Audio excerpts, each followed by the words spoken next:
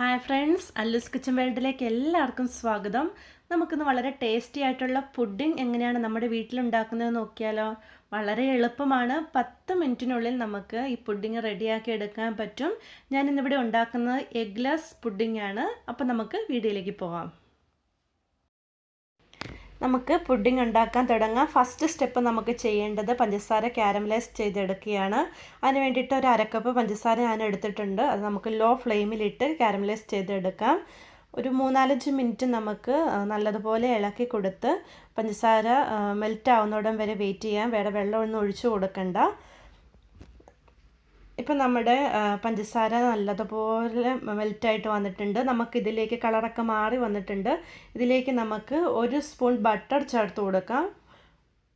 ബട്ടറും ചേർത്ത് കൊടുത്ത് നല്ലതുപോലെ ഇളക്കി കൊടുത്തുകൊണ്ടിരിക്കുക. ഇനി നമുക്കിതിലേക്ക് 1.5 ഗ്ലാസ് പാലൊഴിച്ച് കൊടുക്കണം. പാലൊഴിക്കുമ്പോൾ ശ്രദ്ധിക്കുക, ഇച്ചിരി മാറി നിന്ന് ഒഴിക്കുക, ദേഹത്തേക്കൊന്നും വീഴരുത്. ചിലപ്പം പഞ്ചസാര കാരമലൈസ് ചെയ്യുമ്പോൾ പെട്ടെന്ന് അത് തിളച്ച് മുകളിലോട്ട് വരാൻ സാധ്യതയുണ്ട്. അപ്പോൾ ശ്രദ്ധിച്ച് ഒഴിച്ചു കൊടുക്കുക, കുറേശ്ശെ ഒഴിച്ചു കൊടുക്കുക. നമുക്ക്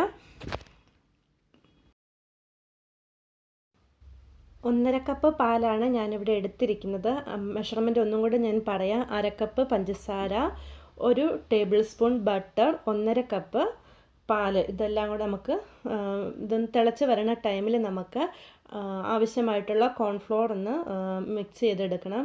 അതിനായിട്ട് നമുക്കൊരു ബൗളിലേക്ക് 3 ടേബിൾ സ്പൂൺ കോൺഫ്ലോർ ഇട്ട് കൊടുക്കുക. അതോടൊപ്പം 2 ടേബിൾ സ്പൂൺ മിൽക്ക് പൗഡറും ഇട്ട് കൊടുത്തതിന് ശേഷം 1/2 കപ്പ് പാലും കൂടെ ഒഴിച്ച് നല്ലതുപോലെ ഒന്ന് മിക്സ് ചെയ്തെടുക്കുക.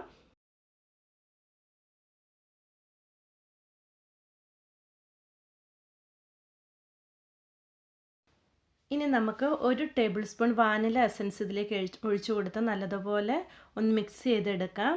അതോടൊപ്പം തന്നെ നമ്മൾ നേരത്തെ മിക്സ് ചെയ്ത് വെച്ചിരിക്കുന്ന കോൺഫ്ലോർ മിക്സും കൂടി ഇതിലേക്ക് ആഡ് ചെയ്തിട്ട് നല്ലതുപോലെ ഇളക്കി കൊടുക്കാം. ലോ ഫ്ലെയിമിലിട്ട് തന്നെ വേണം ഇതെല്ലാം ചെയ്യാൻ. അപ്പം കോൺഫ്ലോർ ഒഴിച്ച് കഴിയുമ്പോൾ ഇത് പെട്ടെന്ന് തന്നെ കുറുകി വരാൻ സാധ്യതയുണ്ട്. അപ്പം നല്ലതുപോലെ ഇളക്കി കൊടുക്കുക. ഒരു 2 മിനിറ്റും കൂടെ നമുക്ക് ഇത് അടുപ്പിൽ വെച്ച് നല്ലതുപോലെ ഒന്ന് മിക്സ് ചെയ്തെടുത്തതിന് ശേഷം ഇത് സെറ്റ് ആവാനുള്ള ട്രേയിലേക്ക് നമുക്ക് ഒഴിച്ചു കൊടുക്കാം. ചൂടോടുകൂടി തന്നെ ഒഴിച്ചു കൊടുക്കണം.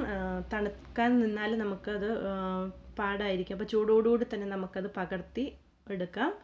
അതിനുശേഷം അതിൻ്റെ ചൂട് മാറിയിട്ട് ഒരു 6-7 മണിക്കൂർ നമുക്ക് ഫ്രിഡ്ജിൽ വെച്ച് തണുപ്പിച്ചെടുക്കണം. അല്ലെങ്കിൽ ഓവർനൈറ്റ് ആയാലും വളരെ നല്ലതാണ്. ഞാനിപ്പോൾ ഗ്ലാസ്സാണ് എടുത്തിരിക്കുന്നത്. ഗ്ലാസ്സിൽ തന്നെ ഞാൻ ഫ്രിഡ്ജിൽ വെക്കുകയാണ്.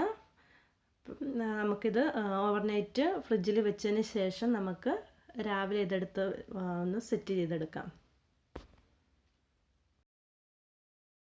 ഓക്കെ, നമ്മുടെ പുഡിംഗ് ഇവിടെ റെഡിയാണ്. നമുക്ക് കുറച്ച് നട്ട്സ് അതിൻ്റെ മേളിലിട്ട് കൊടുക്കാം. അതേപോലെ ക്രീം ഉണ്ടെങ്കിൽ കുറച്ച് മിൽക്ക് ക്രീമും കൂടി ഇട്ട് കൊടുത്തതിന് ശേഷം ഒരു ചെടിയും കൂടെ വെച്ച് നമുക്കിത് ഡെക്കറേറ്റ് ചെയ്തെടുക്കാവുന്നതാണ്.